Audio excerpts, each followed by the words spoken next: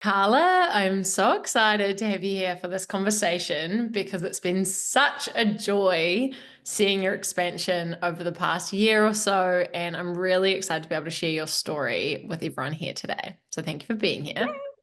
Thank you so much. I would love to invite you just to share with those who are listening a little bit about like your story, your background, and a little summary. I know business is always a long, crazy journey, but a little summary of like where your entrepreneurial journey started and kind of where you landed about a year ago. So, my entrepreneurial journey actually started in 2011 when I moved to Argentina and met a guy, fell in love, and we started a restaurant together with his best friend who was our chef. Yeah, that was kind of a wild, unexpected start because I actually never thought I would start my own business. But we had the restaurant for 5 years. We got an investor. We built it. It was like known as the number one restaurant in Buenos Aires. We were known for serving the best steak, which is actually quite a big deal because obviously Argentina is known for steak. So we made it to number one on TripAdvisor, got an investor, then kind of like got a huge restaurant, a huge team. And that's when things kind of started to go south because we were super young at the time. We had no experience in running a team, managing a team, running a restaurant. Argentina is a really challenging place to run a business. I wouldn't recommend it. And that's really when all the problems started. So the last 2 years when I was there, I was really unhappy and just kind of stayed because one, like I didn't really know what else I was going to do. I was still in the relationship. I didn't really feel like I was ready to give up on that. And I think I was just scared because I also never had a corporate job. I literally moved to Argentina after I finished university. And so I didn't have any experience working in the real world. And I just didn't know what I would do or what skills I had or where I would fit in. Long story short, we ended up getting an offer to move to Barcelona to open a restaurant. Went there for 6 months, was amazing. And then literally the day before we signed the contract, the investors pulled out. And that was kind of, I don't know, the universe giving me like a new direction because I said, I'm never going back to Argentina. He ended up going back. He actually ended up starting a second restaurant there. And that's kind of where we split. Like we tried long distance for a while, but it just didn't work. And so I found myself in Germany, sitting in my mom's living room, so heartbroken, so upset because I had put everything into that business for 5 years. And I really felt like now I was there, like left with nothing, no money at all, just no idea what to do next. And so I actually got a job working for a friend in Mexico. He had an online marketing agency and he offered me a job. And he basically said, like, I can't pay you much. I can offer you a place to stay and you can work with me and I can pay you $300 a month. And I was like, okay, I'll take it. I love it. I love it. Anything to not have to live in Germany, basically. And so I worked with him for 5 months and very quickly realized that I didn't enjoy working for someone else. And so I kind of thought to myself, okay, I want to start my own business. I want to create something that is online. I don't want to be tied to one place. I always had this vision of traveling around the world. I knew I didn't want to have a big team. I didn't want to have an investor again. And so I basically just thought, okay, online, I need to learn how to sell things online and started taking a bunch of online courses to learn how to, yeah, just market and sell stuff online. And then eventually just thought, okay, I think I can create an online course. Like this seems to be really easy. Um, no idea what it was going to be about, but I just kind of decided. And then I, figured out an idea and was like, okay, I have experience in the restaurant industry. I did go to school for marketing. Like the restaurant was really well known. So we did some things right in terms of marketing the business. And so my initial idea was to teach food entrepreneurs how to use social media to market themselves in and like learn how to do it so they wouldn't have to pay an agency and yeah, basically just get more clients online. And so Amazing. I opened a Pinterest account, Facebook account, Twitter account, Instagram account. And then within 6 months, my Instagram account just kind of took off, and I had over 10,000 followers just organically. And people just started asking me how I was doing that. And that's kind of how I threw away my first initial course idea and was okay, I'm going to go all in on this Instagram thing. And that's kind of what I've been doing ever since 2016. So good. I love this. I feel like people are just going to want to know the answer to this. So I'm just going to ask, what do you think were, because, you know, a lot of our audience and community are creators and things. What do you think were some of the maybe 2 to 3 things that you feel is most critical when it comes to your Instagram growth and your audience growth? Like that from, you know, because you also built the initial thing organically, right? Now you have a very big following, but like, yeah, what do you feel like made the difference initially? Just because I feel like everyone's going to want to know that. Oh, that's a kind of difficult question to answer in like 2 minutes. But Mm. I think when I started, I was really like I knew who my ideal follower was. It was food entrepreneurs. So I was just creating content that would really resonate with them. So actually, the first 2 years, I posted pictures of food and then kind of wove in my marketing. I didn't actually post any pictures of myself, but so we related over the shared love for food. And I Smart. really did super well in this food industry, and then kind of Mm. branched out to registered dietitians, etc. I think nowadays, you know, people, it's maybe a little bit different because now there's just so much more competition. So I think what's really important now is just really able to your ability to hook people in, to get them to stop in their scroll, and then to deliver value so that they actually want to stick around and follow you and watch more from you. And what I've been finding really interesting as well, I always experiment, and I've been finding that the more personal things I share in my stories, the more people, like the more I'm building relationships with people, because people just really feel like they get to know me, and you know, they know what my apartment looks like, they know that I have a lemon tree, they know certain things about like my personal life, whatever I feel comfortable sharing as well, right? I do have certain boundaries of things that I don't talk about. um but yeah, I think it's the relatability, and then really being able to craft your messaging in order to really speak to your ideal clients so that they just stop and read and then want, like, have the desire to learn more from you. Love them. Love that. I think there's a couple of powerful things you just touched on. One is like choose what it is that you want to share, and also be comfortable with what you don't want to share, because I think there is, like you said, it's like people want to do business with people, and there is an element of authenticity and sharing our life, but then also having those boundaries around, actually, you know what, my relationship or these more intimate parts of my life are for me. I think that's something, you know, in this day and age, everyone's like, oh, I need to share everything. It's like, you don't. And I really love that. As, you know, such an incredible creator, you are like clear on that. And yeah, the thing that for anyone tuning in right now is like, how is Carla so good at this? I know your Instagram's full of amazing tips, and something you're really good at is attention grabbing, right? It's like you mentioned it a few times there. It's like you actually need to get their attention. There's a lot of content, there's a lot of competition. Like, how are you going to grab that attention and then obviously deliver real value? So amazing. And I know this, so we could do a whole episode on this. I just had to ask because I feel like the listeners right now are going to be like, yes, but how did she make that success?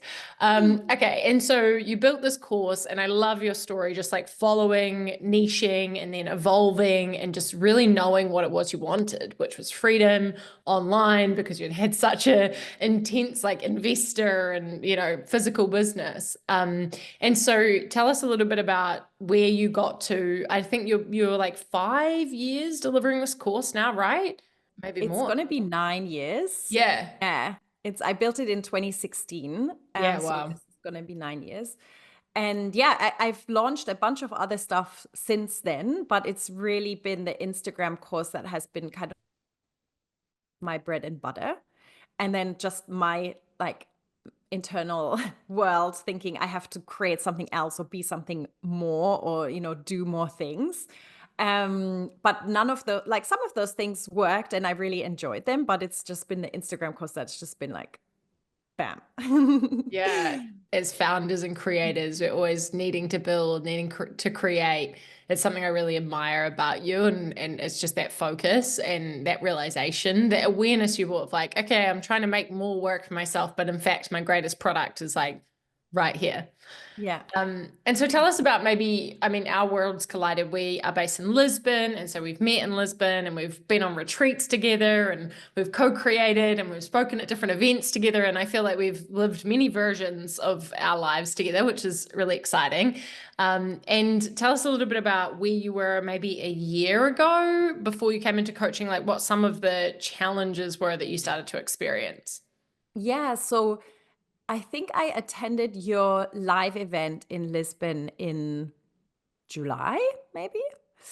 Mhm. Um, and I honestly just went into it kind of wanting to experience the live event because I love doing things offline and I really didn't have any expectations.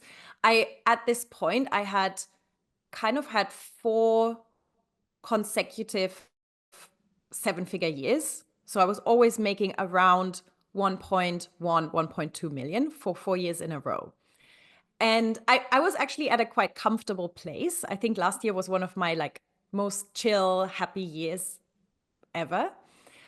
But then at the retreat or at the live event, I kind of got this realization that maybe I'm actually ready to play bigger. And what would it mean if I would actually focus on setting a bigger goal and maybe achieving that without having to hustle, without, getting into burnout, because that were definitely things that I struggled with before. And I think I'm just in this phase of like wanting peace and profit are my 2 words of what I want. I just want to be peaceful, happy, but I also do care about obviously having a profitable business. I don't want to just chase revenue numbers and say like I'm making X million when I'm not like profitable at all. And so I kind of after the event was like, I think I'm actually excited to explore what it could be like to play bigger and to think bigger. And so Mhm. I joined your coaching program, the accelerator, for I think 3 months. And I really clearly remember this conversation that we had on one of the calls. I was actually in Germany. I was sitting outside. My mom was waiting for me, and I got on the hot seat. And we were talking about what would it be like if I actually stopped doing all of the other things that I was constantly doing every month to try and create an extra product or an extra income stream. And what if I just focused 100% on my Instagram course and really looked into taking that to the next level? And I just made the decision there and then to do that. And then basically closed down all of my other coaching programs. So now I only do one call a month. I hired a business coach who I knew had scaled her business massively through ads. And I knew that that was kind of the easiest thing for me. If I wanted to double my income, I need to just double my ad spend because that's proven that that works. And then I ended up joining your quantum program. And what got me with that was that your ability to receive has to Mhm. increase because I definitely felt like I had hit a ceiling in, income I was able to generate. And I really think it came down to that I just wasn't able to receive more.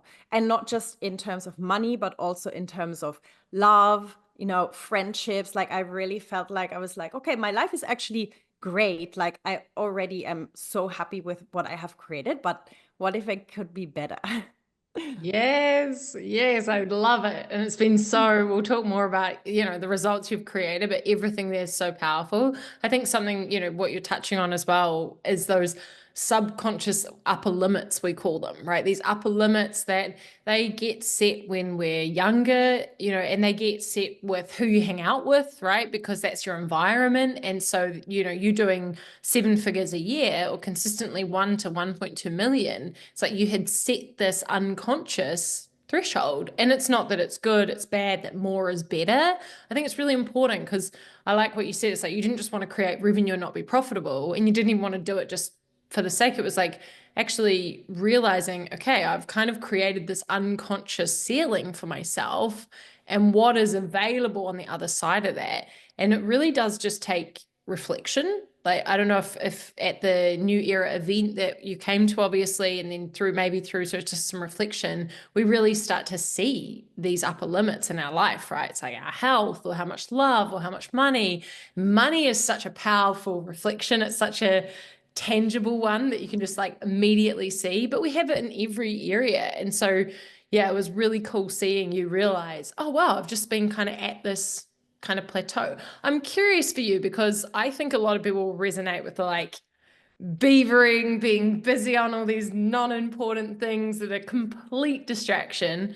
In your experience, like, what do you think that really was for you? Do you feel that you just couldn't see the possibility yet of like doubling down? Do you think it was like subconscious self-sabotage? Like, what do you, when you were kind of building all these small, were you just trying to think, oh, how can I get another 10K instead of that, like fully expansive thinking? Like, I'm curious what the real shift in your thinking was.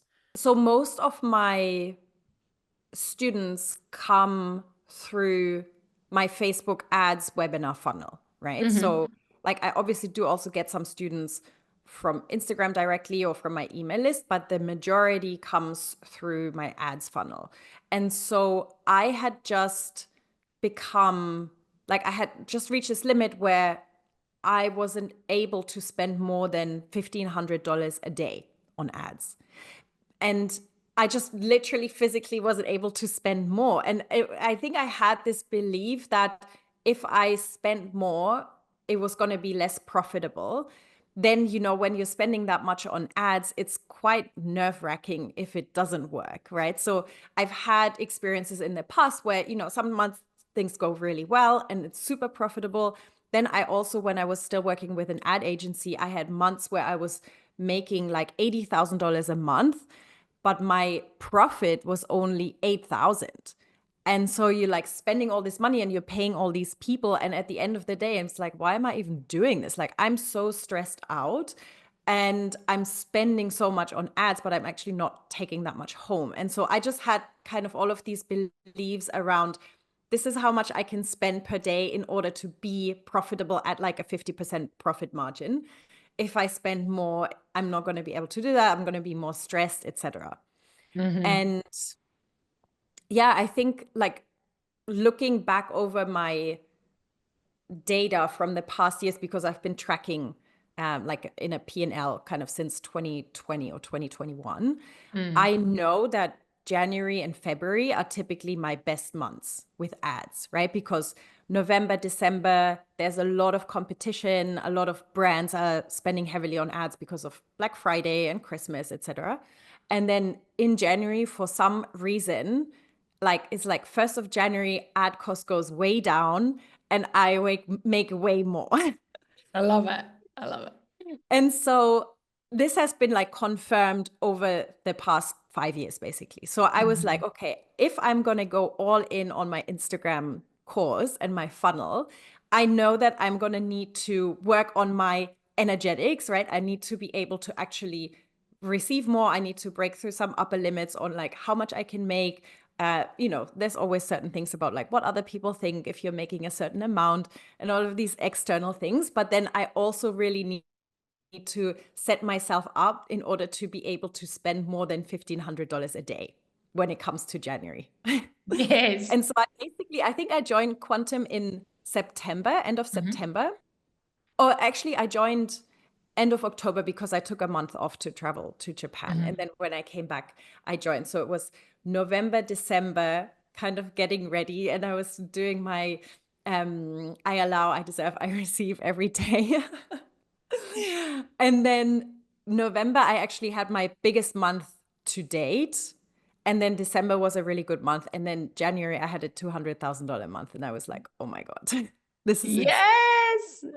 Yes. Oh my Yeah. gosh, so great. And just one thing I love in your approach, and this is such a testament to who you are, it's like you knew, okay, I want to create this new result. This doesn't happen by chance and luck. This happens by really applying and being intentional. And the thing that you bought is like strategy and energetics, right? Like you didn't just leave it to chance. You got another Facebook ads coach. You figured out what those numbers would be. Like you really applied the strategy, but then you also added the energetics work, okay? And you were very aware of like your narratives and stories about making more money and the fear of what other people would think and how much you had to spend to receive, and really working through that. And I think, you're a very fast learner. So a couple of months to get like whatever, a 2x, 100x return, 200x return, it's like, it's huge. So I think that that's really important for people and for all of us. It's like, it is the combination of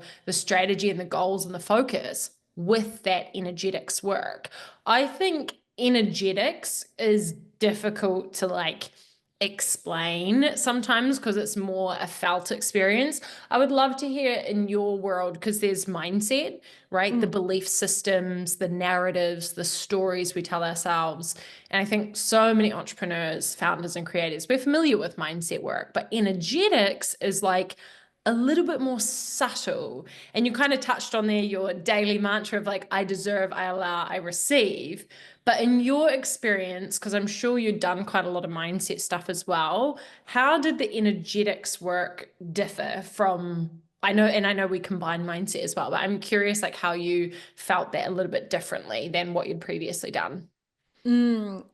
Yeah, totally. I think one big shift I had was realizing, okay, like what is the goal of how I want to feel? Okay, I want to feel like an expansive, chill, seven-figure entrepreneur, someone who has a lot of time, who has a lot of space, who is just going through life feeling really relaxed and therefore able to give, not just, in terms of listening to other people, but also there's like a purpose sense in terms of giving to charities or giving time to certain projects, and then having the money to do whatever I want and to also, like buy my mom a holiday or things like that. Like really just feeling like super expansive and abundant and never having to worry about money. That's how I want to feel. um, and so, we always have this thing of like, okay, when I reach this goal, then I'm going to be able to feel that way. And it was a really big shift to actually decide already in December, I am this version of myself now. And so you challenged me to create my life and then fit my business into it. And that was a huge game changer because I started scheduling in things like pottery classes at 10 a.m. on a Tuesday, facials every single week. And like I literally started to put in my calendar all the things that I wanted to do. And I often do like a midday workout class. And then I do work around these fun things that I want to be doing. And that was honestly such a game changer because I really felt like I'm living my best life. And I also felt that because I had less focus time, I was actually being way more productive in the time that I had. And then I had so many like nice things to look forward to that there's absolutely no way you're going to feel burnt out if you're like doing something nice every single day. So that was actually huge. So I think it's a lot about that feeling of like, how expansive am I feeling? And something that also has come up again and again is like protecting my own energy and really listening to my own needs and also being able to communicate my own needs, whether that's like in my relationship or with friends. And just like today, actually, there's two people that wanted to meet me. And I was just like, I've been like back and forth, seeing my mom, traveling a bunch. I just don't have the time. Like today, like I could make the time, but I actually just want to focus on my work that I have to do today because tomorrow I'm off to see my mom again. So I just said, sorry, I would love to see you, but I just cannot make it today.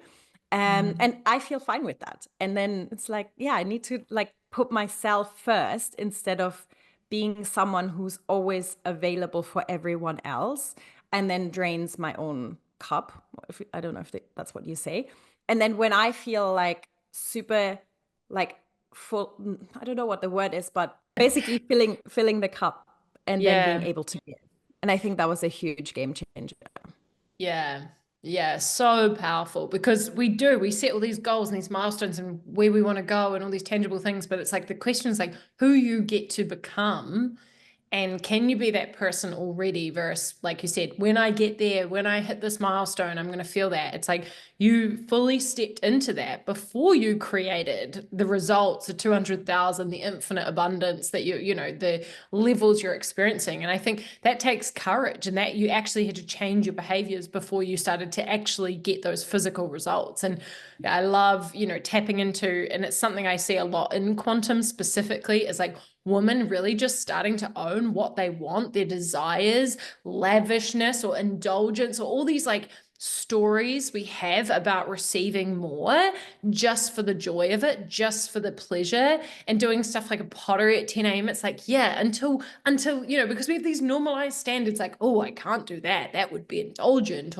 And then it's like every time you allow yourself to do that, right? Every time you give yourself that permission, that energy starts to tap into receptivity, because you're setting an intention, you're following a true desire, and then you're receiving that. So you're literally getting your body into the practice of like, I deserve, I allow, and I receive. And that's the mantra that we talk about a lot, right? You deserve it. Of course you do, because the moment you were born worthy of whatever it is you desire, right? And then the allowing is that part where you stop getting in your own way. And for you, it sounds like that was like stopping overcommitting, overworking, and just like allowing yourself the time, allowing yourself these experiences that you've spent 9 years building. And then receiving is, you know, for many people, receiving can be so difficult because we're addicted to doing, we're addicted to forcing an outcome. Receiving is literally like, lie back and enjoy all of it, you know, and like really allow it. And so, yeah, those are incredible tips to like plan that life you want to be living, and then start to like put work around. And as you said, it dialed you in to be more focused on like, okay, what am I working on? What is critical? You know, amazing. Oh, so good. And then tell us a little bit. So obviously now, so then this leveled up your income. Your income was kind of, you know, for those listening, like the income's just the outcome, right? Then it's about who you became in the process and what you had to let go of and what you had to tap into more of. And so now tell us a little about like the results that you're experiencing, and I guess how life has actually shifted for you, like with some of those patterns that are like what's now available. I actually made a list Oh, because I thought you might ask me this. cool. Love it. And there's quite a few. So we already talked about like protecting my own energy and really being able to understand my needs, communicate my needs, and like honor my needs. That I think has just resulted in me being just way more chill. Like we had one conversation about like, I don't do like busy and I don't do like hustle. So it's like, yeah, I don't do that anymore. It's like we are not available for that. We're just a big no. We spent years in that. Like, thank you, got the lesson. We're done. Love it. yeah. Yeah. I've actually been late a few times, and like you know this about me, but like I'm German and I'm literally never late. It's so difficult for me, but I've had moments where I'm like, oh, I'm just gonna be a little bit late and it's gonna be okay. Because Yeah, I what just a don't want to breakthrough. rush. That's huge for the German and Carla. And Yeah. truly, like in that moment, because I went through a similar shift actually in my journey. It was like I was such an integrity, always on time. And it's like part of that was also like a trauma response and a desire to approval. And when I really started to learn to tune into my own needs, even before this podcast, I know we'll still finish on time. I had to message Carla and be like, can I have another 15 minutes? Because I could have been here on time, but I wouldn't have eaten. I would have been totally stressed. And then I was like, what if I could give myself that little bit of permission? And I'm sure Carla will forgive me. We'll still finish on time. And it is interesting, isn't it? Right? It's like, just can you attune? And when we talk about attuning, it's about going into your body and your system, and then learning how to really dial into like, beyond all my external thoughts and what everyone expects of me, this is what's actually true for me. This is what I need. Yeah. Yeah. I think in general, like I've really been able to learn how to regulate my nervous system. So I've had a quite stressful situation last month, and the old me literally wouldn't have slept for the entire month while this was going on. And the new me was like, okay, like really understanding how to regulate and how to still deal with the situation without going into complete crisis. I do, you know, I find it much easier now to also just take, even if it's just a few minutes, to like meditate, or like I do like face massages and things like that, where I'm just like being super present, and I just really feel like, oof, regulated. It's amazing. And like I never did any of that before. Wow. I Amazing. hired 2 new team members who I love. And that was just, receiving support. And, now that I doubled my income, basically, I generated $500,000 in the first quarter of this year. And that was amazing. And then I was like, yeah, I get to receive support. Like, I don't need to do certain things. Like, I get to hire someone else who can support me in those things. So that's been really cool. Huge. I remember when you came to that call and yeah, you had just like doubled your student intake and you were like, okay, now I'm going to be doing all these kind of things. And we were just like, wait a minute, wait a minute. You've just massively leveled up. And for any time that we massively level up, we get to have more support, more team. And yeah, again, I acknowledge you. You were so quick to just recognize that pattern. Like, I got to do this all on my own, and be like, no, I don't. I get to have more support. So good. I actually, for the first time since my entrepreneurial journey, because when we were in Argentina, I basically, like, even though the restaurant was super known, we never actually had any money. And when we did have money, we had to pay it back our investor. So for basically the 5 years that I was there, I always felt poor, and I was always just struggling. Like, there were many times where we didn't have enough money to pay the bills. The first 2 years of my business, I was making like $1,500 a month. And every money I made, like all the money I made, I put it back into the business.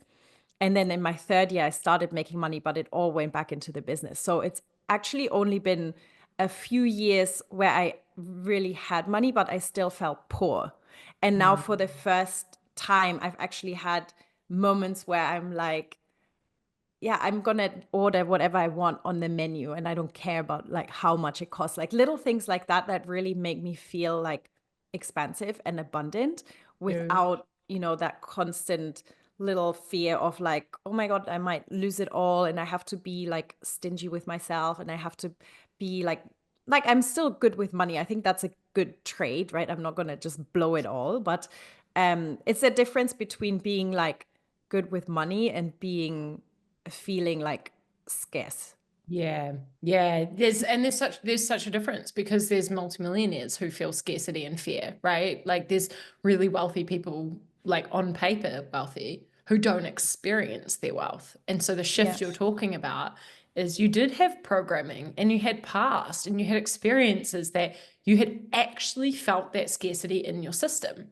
And I think a lot of founders, entrepreneurs, and creators have felt that. I felt that. Like, still to this day, when I go and get a coffee, I feel it's like this. I don't drink coffee, I drink decaf now, but much is. But It's even more expensive. I know exactly the extra everything, decaf, almond milk, whatever, But sometimes I get emotional because I remember that time when I started the business and I literally could afford like one coffee out a week. And so I understand what you're saying. It's like we actually have these experiences, and you had it from all your entrepreneurship where you had felt scarcity in your system. You had experienced scarcity. And what you're talking about, your money changed, and it probably had for a few years, right? I know you've been building wealth and assets outside of your business, but then it's like your system upgraded, like your body finally caught up. You're safe. Yeah. You have income, you have resources.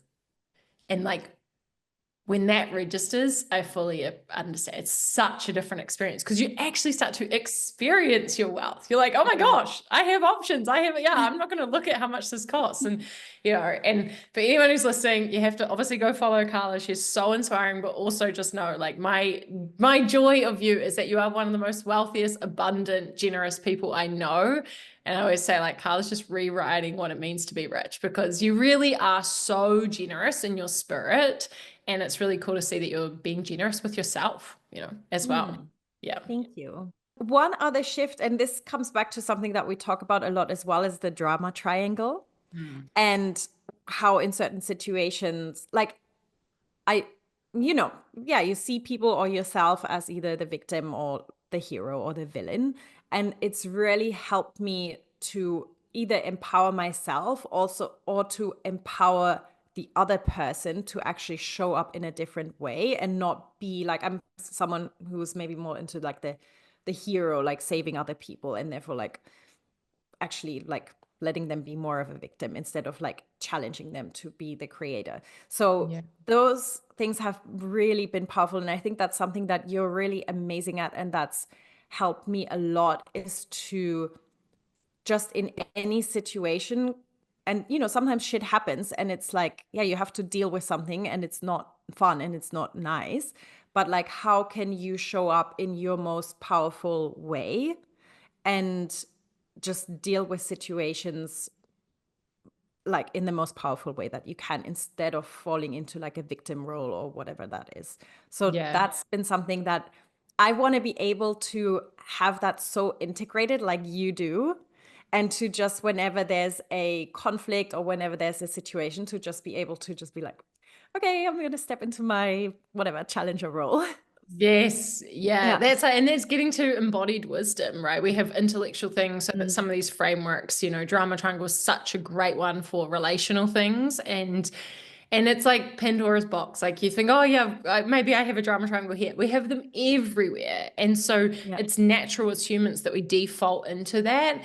And mastery, it does. It takes awareness and practice, and you're so good at catching it, and then you know you'll get better and better at it as well. And it's just it's dealing with life powerfully, because like you said, like when you run a business, when you have family relationships, when you have whatever, when you scale, right, you got team, you got bills, you got all sorts of things to manage, you got assets, like stuff is going to happen. And I think the question is not, can I control it? Can I make it all perfect so nothing ever happens to me? It's who can I be? It's what tools do I have in my toolkit when this happens? And the drama triangle really does limit you from tipping into that like negative story.